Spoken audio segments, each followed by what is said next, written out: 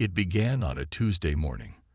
The sky over every major city on Earth filled with massive ships. They appeared without warning.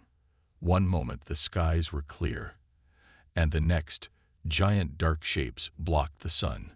Frank Morgan was eating breakfast when his phone rang. As the top general in the United States military, he knew an early morning call meant trouble.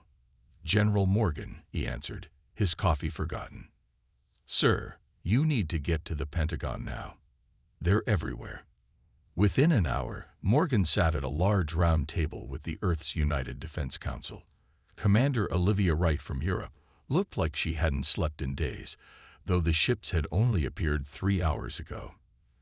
Director Henry Blackwell from Intelligence tapped nervously on his tablet. "What do we know?" Morgan asked. "They're in position over every major city," Blackwell said. "No hostile actions yet, but they've jammed most communications." The big screen on the wall flickered to life.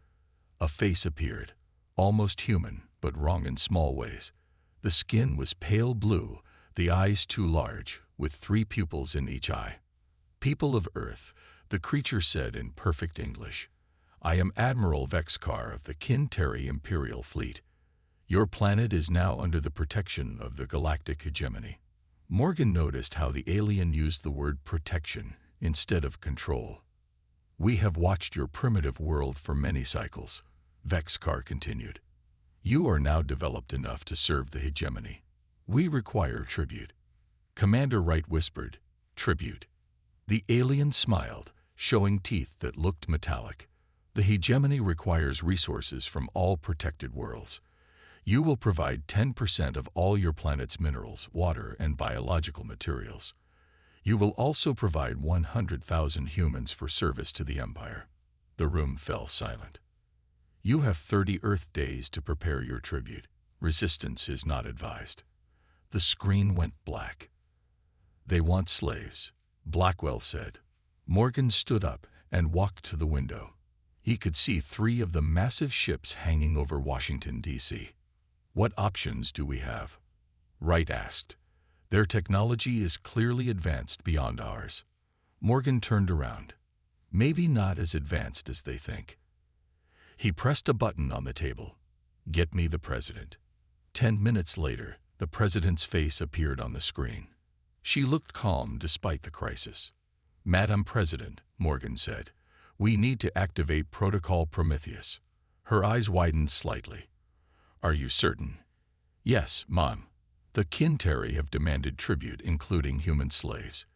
They've given us 30 days. She nodded slowly. "Very well. Protocol Prometheus is activated." After the call ended, Wright looked confused. "What is Protocol Prometheus? I've never heard of it." Morgan walked to a hidden panel in the wall and placed his hand on it. A scanner read his fingerprints, and a secret door slid open. 25 years ago, we detected signals from deep space," Morgan explained as they walked down a narrow hallway. "They weren't random. They were communications between the Kinteri ships. We've been listening ever since." The hallway ended at an elevator. All 3 stepped inside. The elevator began to descend. "How far down does this go?" Blackwell asked. "Half a mile," Morgan answered. "We needed to hide it from their scanners." When the doors opened, they entered a massive underground command center. Hundreds of people worked at computers and control panels. On a huge wall display was a map of Earth with thousands of small blue dots scattered across it. "What is all this?" Wright asked in amazement. "Humanity's insurance policy," Morgan said. "When we realized we weren't alone, we started preparing. Every nation contributed in secret." He pointed to the blue dots on the map. "These are our defense installations, hidden all over the world, underwater, and in space. The aliens think we're primitive," Morgan continued. "That's our advantage. They expect us to surrender or fight with jets and tanks." He smiled grimly. "They have no idea what's waiting for them." "So what do we do now?" Blackwell asked. "Now," Morgan said, "we set our trap, and when they come to collect their tribute, We spring it. The underground command center buzzed with activity as Dr. Alice Bennett walked through the sliding doors. Her white lab coat stood out among the military uniforms. At 45, she had spent half her life working on humanity's secret defenses. "Dr. Bennett," General Morgan said, standing to greet her. "Thank you for coming so quickly. When aliens park over our cities, I don't dawdle," she replied with a slight smile. She set her tablet on the table and looked at the others. "Commander Wright, Director Blackwell, good to see you both." "Doctor, we need to know our options," Morgan said. Bennett touched her tablet and the room darkened. A hologram appeared above the table showing what looked like a spacecraft. "This is the Nightingale," she said. "Our prototype vessel. We have 5 completed and 20 more in final assembly." Wright leaned forward. "How is this possible?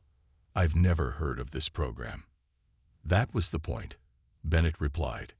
"Each country built different components. No one had the full picture except a few people at the top. The hologram changed to show weapon systems and engine designs. For 50 years, we've been reverse engineering technology from a scout ship that crashed in the Pacific Ocean. Most people who know about it think it was destroyed. It wasn't." Morgan turned to the others. "We captured it intact. 3 aliens survived. They died later, but not before we learned about the Kinteri Empire." Bennett continued, "We've built shipyards under the ocean floor, weapons factories inside mountains, and training facilities beneath the deserts, all hidden from the public, and more importantly, from alien observation." "Who's going to pilot these ships?" Blackwell asked. "We have crews," Morgan said, "trained in secret.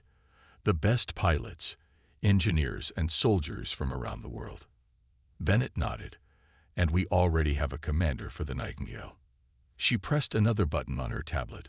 "Captain Kelly is on his way." The door slid open again, and Navy Captain John Kelly walked in. He was tall with short brown hair and a serious expression. At 38, he had the look of someone who had seen too much. "Captain John Kelly," Morgan introduced him to the others. "One of our best naval officers, and the first human to kill a Kinteri in combat." Kelly nodded but didn't smile. 5 years ago, my ship encountered what we thought was a Russian submarine. It wasn't. It was an alien scout ship." The room fell silent as everyone listened. "We fought. My wife was the weapons officer on our submarine. She figured out how to damage their ship, but she died when part of our vessel was breached." His voice remained steady, but his eyes showed his pain. "Since then, I've been training for this day." Bennett returned to her presentation. "The aliens have a weakness. They rely on quantum communication. It's like telepathy through technology. Their ships and soldiers are all connected." She changed the hologram to show a small device. "This is our disruptor. It blocks their communication. Without it, their coordination falls apart." "Will it work against their entire fleet?" Wright asked.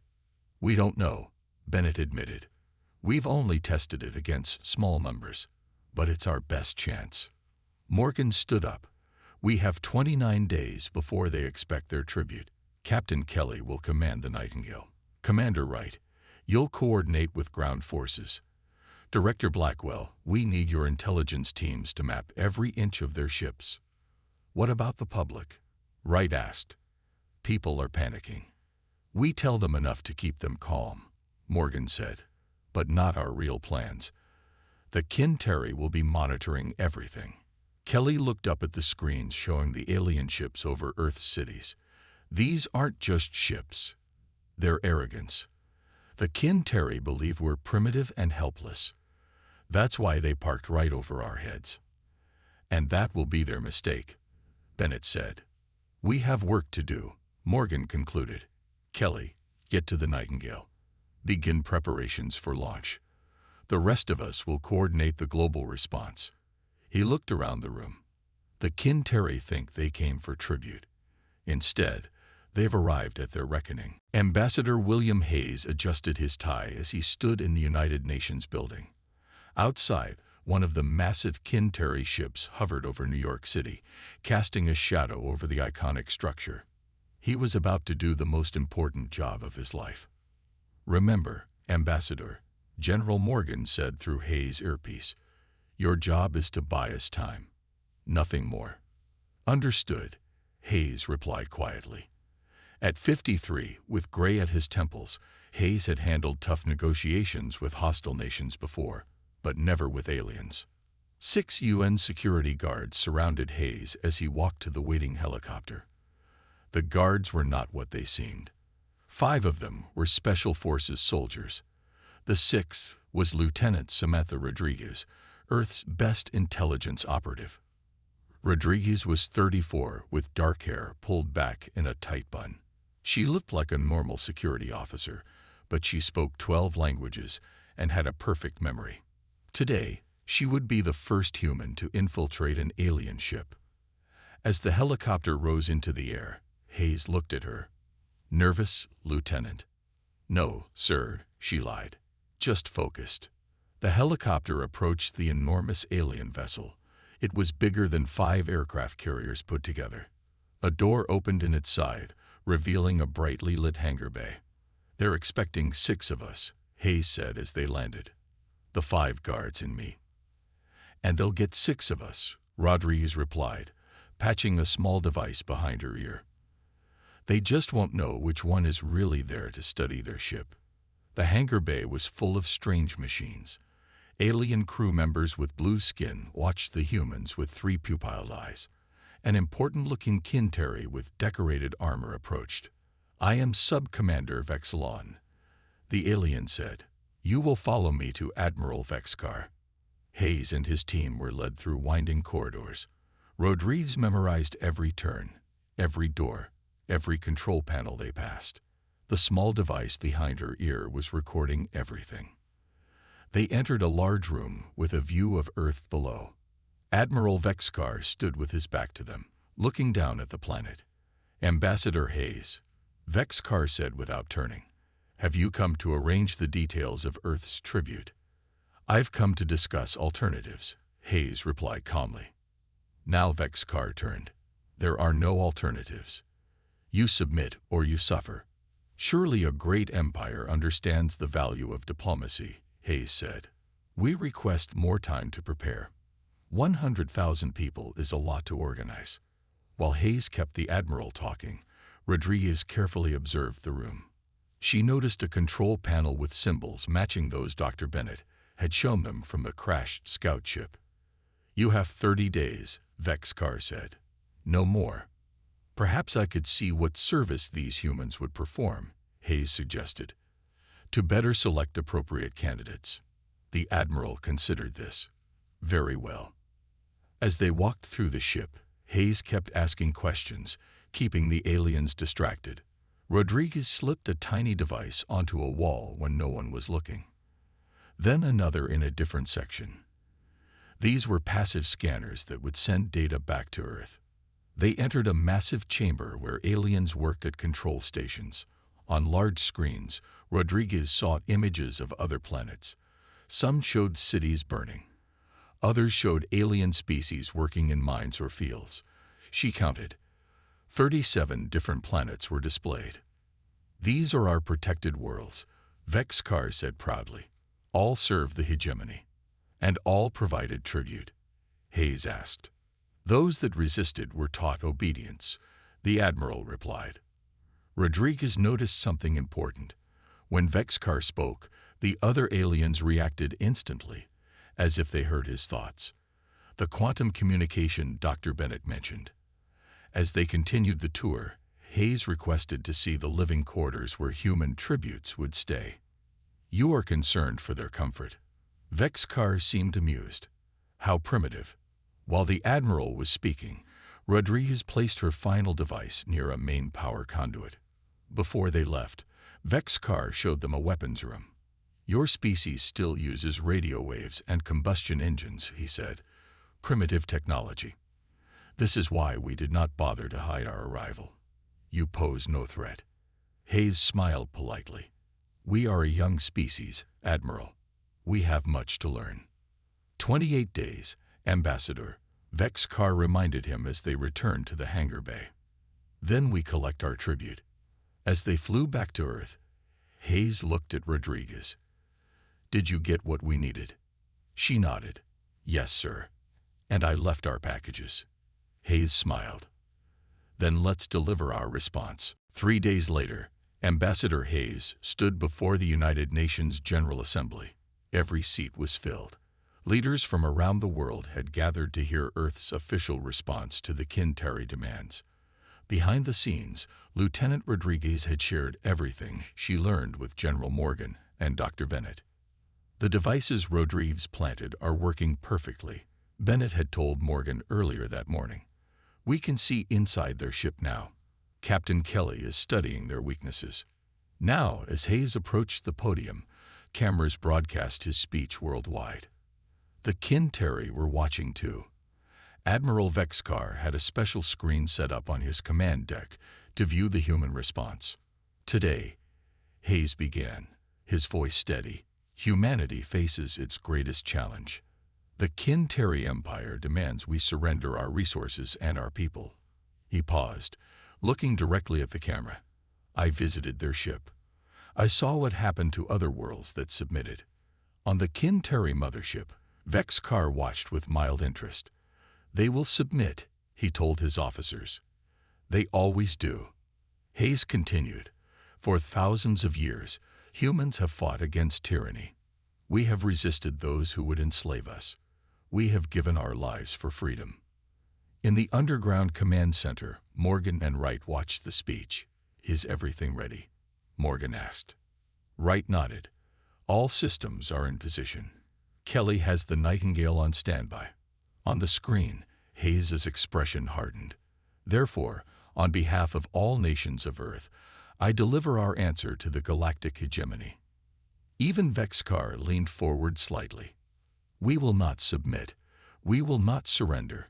Earth doesn't pay tribute. Hayes' voice grew stronger. Instead, we offer this warning.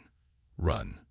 In the alien command center, Vexcar burst into laughter. His officers joined him. The humans think they can threaten us. How amusing. Hayes wasn't finished. You believe us primitive. You think our technology is backward. Perhaps it is, but you have made a fatal mistake. You have underestimated humanity's will to remain free. Vexcar snorted. Enough of this. The humans need a demonstration. He turned to his second-in-command. Target their Mars outpost. Destroy it. On Earth, screens suddenly showed the small human research station on Mars. A beam of light shot from one of the Kinteri ships.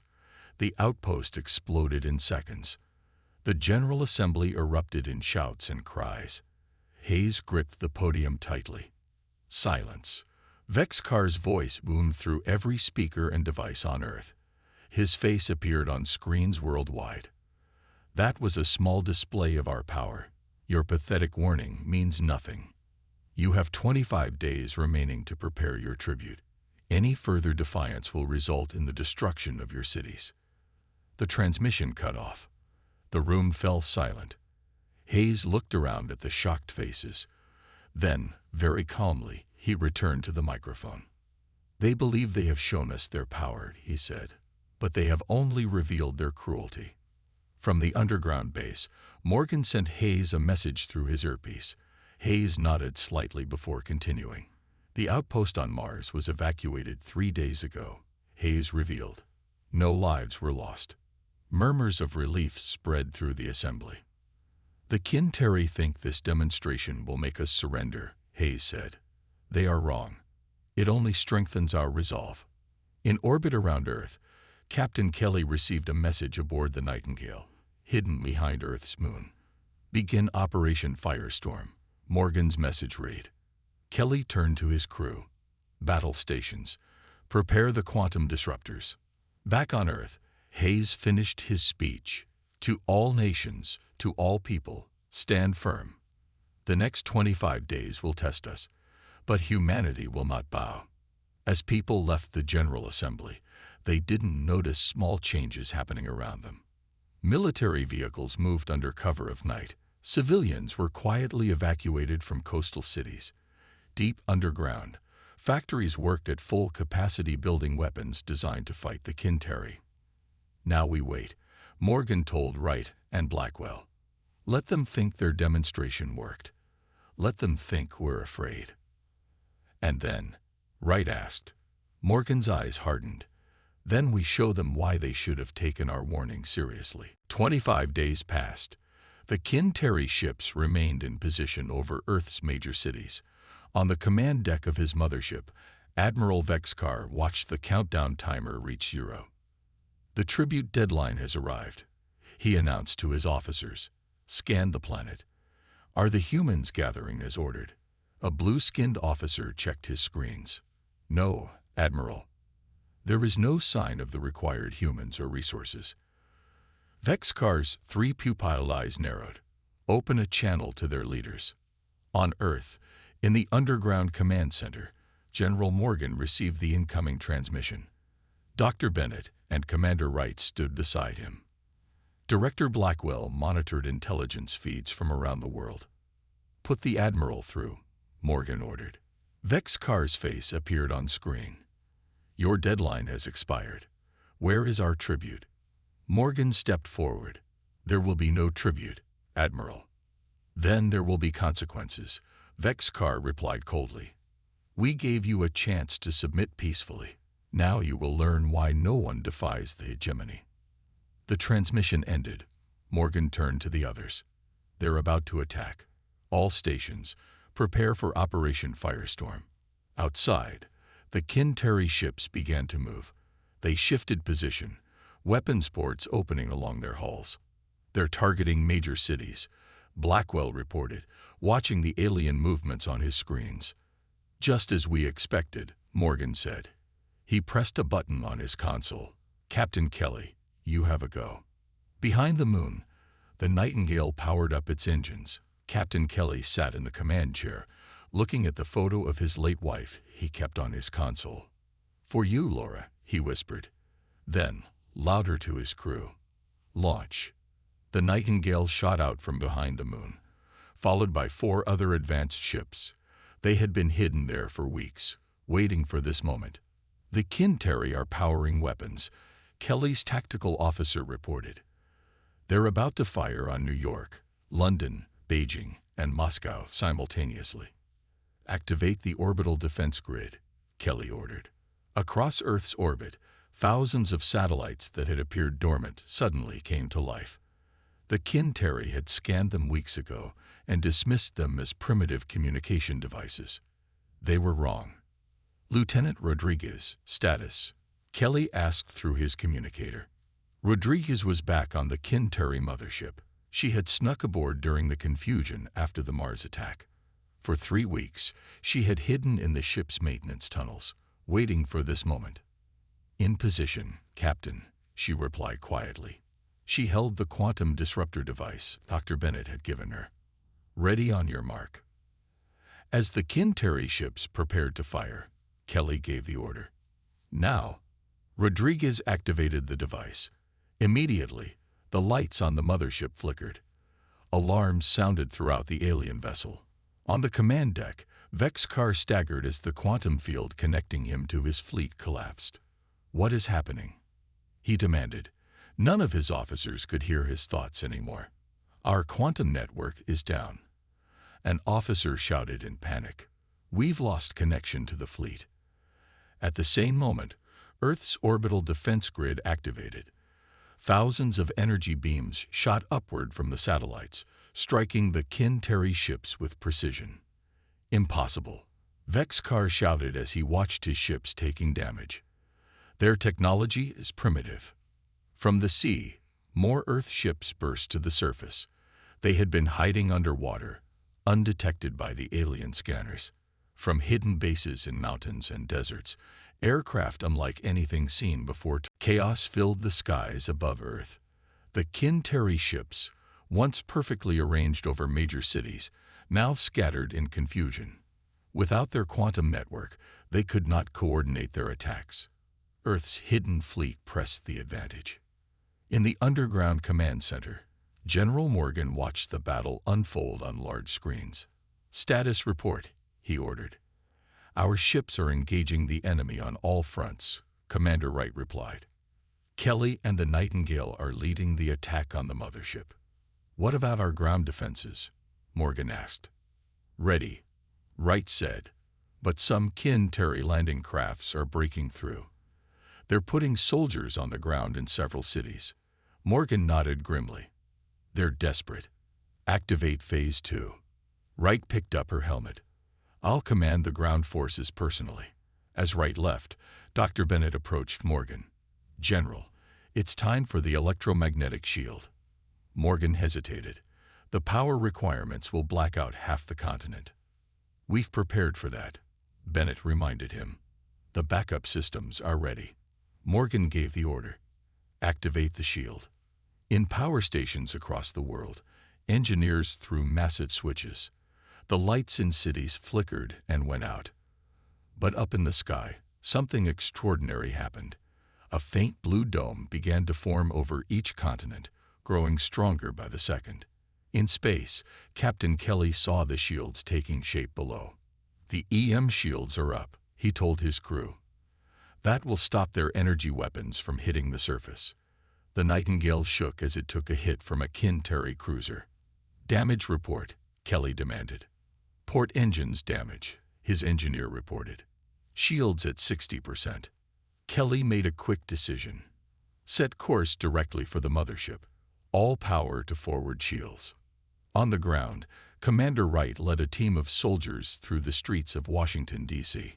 Kin-Terry troops moved between buildings, their strange weapons firing blue energy bolts. The aliens were tall, their blue skin covered with light armor. "Remember your training," Wright told her forces through her radio. "Aim for the chest area where their breathing apparatus connects. That's their weak point." The soldiers moved forward, using special weapons developed from the alien technology. Instead of bullets, they fired pulses that disrupted the Kin-Terry body systems. In New York, Beijing, London, and other cities, similar battles raged. The aliens had expected to find helpless humans. Instead, they encountered prepared soldiers with weapons that could hurt them. High above, the Nightingale pushed through the Kin-Terry defense line. The ship took heavy damage, but kept going toward the mothership. "We're losing the starboard engines," Kelly's engineer reported. "We only need to get close enough," Kelly replied. "Prepare boarding teams." The Nightingale fired all weapons, creating a gap in the mothership's defenses. Then it crashed into the side of the enormous alien vessel, its reinforced hull punching through the outer armor. "Breach successful," Kelly announced. "Boarding teams, move out." Kelly led the first team through the hole into the alien ship. They encountered immediate resistance. Kin-Terry soldiers fired at them from defensive positions. Inside the maintenance tunnels of the mothership, Lieutenant Rodriguez heard the fighting. She had been hiding for hours, waiting for this moment. Now she moved toward the command deck, following the map she had memorized during her earlier visit. On Earth, Dr. Bennett monitored the battle from the command center. "The mothership's defenses are weakening," she told Morgan. "But we're taking losses too." Morgan studied the tactical display. "Where's Wright's team?" "They've reached the landing craft in D.C., Bennett replied. "They're trying to capture one intact." Wright and her soldiers surrounded a Kin-Terry shuttle. Most of the alien troops had been eliminated, but the ship's systems were still active. "Get that ship secured," Wright ordered. "Dr. Bennett needs its navigation system." Back on the mothership, Kelly fought his way toward the command deck. His team moved quickly through the corridors, facing less resistance than expected. The Kin-Terry were in disarray without their quantum communication. "The command deck should be just ahead," Kelly told his team. He checked his weapon, thinking of his wife and how she had died fighting these same aliens. "Let's end this." Captain Kelly and his team reached the entrance to the command deck. The heavy doors were sealed shut. Two of his soldiers placed explosive charges along the seams. "Ready, sir," one said. Kelly nodded. "Do it." The explosion tore through the doors, filling the corridor with smoke.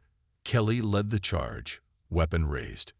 As the smoke cleared, he saw Admiral Vexcar standing at the center of the command deck, surrounded by officers. "You dare to board my ship?" Vexcar's voice was filled with rage and disbelief. "Your ship." Kelly stepped forward. "You're in Earth space. You threatened our world." Vexcar drew a strange weapon from his belt. It hummed with energy. "Human arrogance.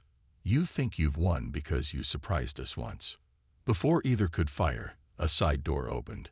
Lieutenant Rodriguez stepped onto the command deck, her own weapon pointed at Vexcar. "Drop it," she ordered the Admiral. Vexcar looked between the two humans, then slowly lowered his weapon. "How is this possible? You are a primitive species." "That's what you wanted to believe," Kelly said. He motioned for his team to secure the other officers. "You saw what you expected to see." Rodriguez moved to a control panel and began accessing the ship's systems. "Captain, I'm into their main database." Kelly kept his weapon trained on Vexcar. "Why Earth?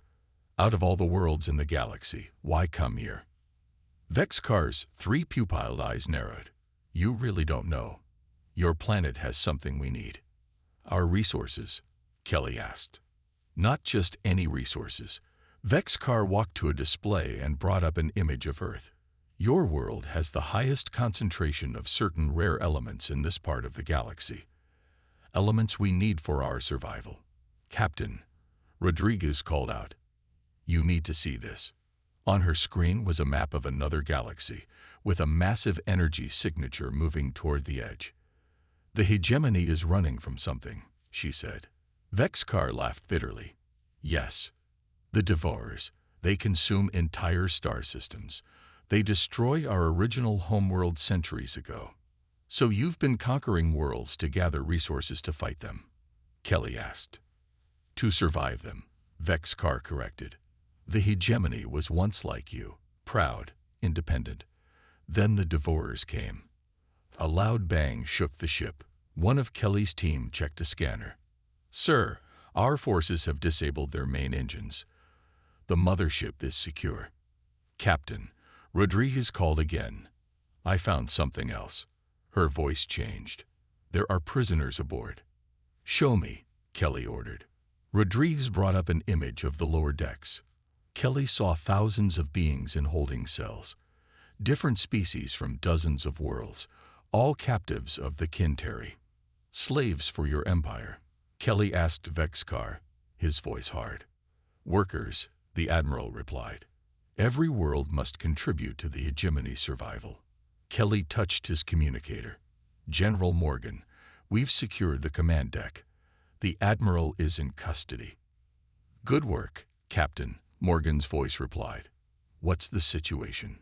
"The ship is ours, but there's more going on here than we knew." Kelly looked at Vexcar. "The Kinteri are running from a greater threat. That doesn't excuse what they've done," Rodriguez said. "There are thousands of captives from other worlds on board." "Free them," Morgan ordered without hesitation. Rodriguez was already accessing the cell controls. Opening cell blocks now. Throughout the lower decks, force fields disappeared. Cell doors slid open. Confused and hopeful prisoners stepped out. Many had been captives for years. "What happens now?" Vexcar asked, watching his empire crumble. Kelly looked at the Admiral. "Now you learn what humans are really like." He turned to his team. "Get medical teams up here. These people need help." On the screens around the command deck, they could see Earth's ships surrounding the remaining Kinteri vessels. Without the mothership and without their quantum network, the alien fleet was falling apart. "Captain," a technician called from a console, "you should see this." The main screen showed the freed prisoners taking control of Kinteri ships. They were joining Earth's forces, turning the battle completely in humanity's favor. "They're helping us," Rodriguez said with surprise. Kelly nodded. "They want freedom too." He looked at Vexcar. "Your empire is finished, Admiral, but maybe something better can take its place." 2 weeks after the battle, Earth looked different. Kinteri ships no longer hovered over cities. Instead, they were landed in vast fields, surrounded by human and alien engineers working together. The night sky sparkled with new lights, ships from other worlds arriving to meet the species that had defeated the hegemony. In New York, the United Nations building hosted an unusual gathering. Representatives from 37 formerly conquered planets sat alongside Earth's leaders.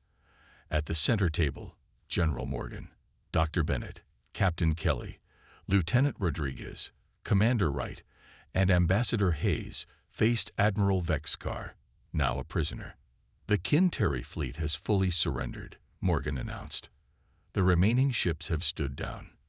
Vexcar looked defeated. His once bright blue skin had dulled. What will you do with us? Execute us as we would have done to you. Hayes leaned forward. No, that's not our way. The Kinteri conquered out of fear, Bennett explained. Fear of the Devourers. We've studied your data. The threat is real. Kelly nodded, which is why we're not destroying your ships or your people. We need to prepare. Delegates from other worlds murmured among themselves. Many had suffered under Kinteri rule for generations. A tall, green-skinned being stood up. I am Thorax of Centi Prime, he said. My world was among the first conquered by the hegemony. Why should we not demand justice? Because justice without wisdom is just revenge, Hayes replied. And revenge won't stop the Devourers. Rodriguez brought up a display showing the approaching threat from another galaxy. The data showed it would reach their galaxy within 50 years. What do you propose? Asked a small four-armed delegate. A new alliance, Hayes said. Not built on conquest like the hegemony, but on cooperation. Each world contributing what it does best. Bennett stepped forward. The Kinteri have advanced drive systems. The Centaurians have superior shield technology. Earth has our electromagnetic grid. Together, we might stand a chance. The room fell silent as everyone considered this. Then Vexcar spoke. Why would you trust us after what we tried to do to your world? We don't, Kelly said honestly. Trust must be earned. But we're giving you the chance to earn it. Morgan stood up. All ships and technology will be shared. No single species will control the weapons or resources. We work together, or we all fall separately. One by one, the delegates began to nod in agreement. Even the most reluctant could see the wisdom in unity against a common threat. Over the next months, Earth changed. Alien technology merged with human innovation. The collaboration produced advances in medicine, energy, and space travel. Hidden shipyards now operated in the open, building a combined fleet to protect all worlds. On a clear day 6 months after the invasion, Captain Kelly stood on a platform beside the Nightingale. The ship had been repaired and improved. Next to him stood Dr. Bennett and Lieutenant Rodriguez. She looks better than ever, Rodriguez said, admiring the ship. The first of the new fleet, Bennett added. 20 more launching next month. Kelly nodded. And our first mission. Diplomatic, Bennett replied. Reaching out to other worlds beyond the former hegemony. Building our alliance. A shuttle landed nearby. Commander Wright emerged with several alien officers now serving as part of Earth's combined forces. The training program is going well, Wright reported. Former enemies learning to work together. And the defense grid? Kelly asked.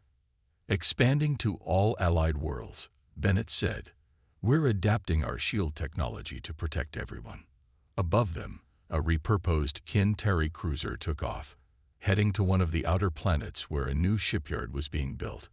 Earth ships followed alongside it, partners rather than captors. In his office at the United Nations, Ambassador Hayes looked out the window at the activity in the sky. General Morgan joined him. Did you ever imagine this? Hayes asked. 6 months ago, we thought we might lose everything. And now we're leading a galactic alliance, Morgan replied. They came for tribute, Hayes said. Instead, they got a lesson.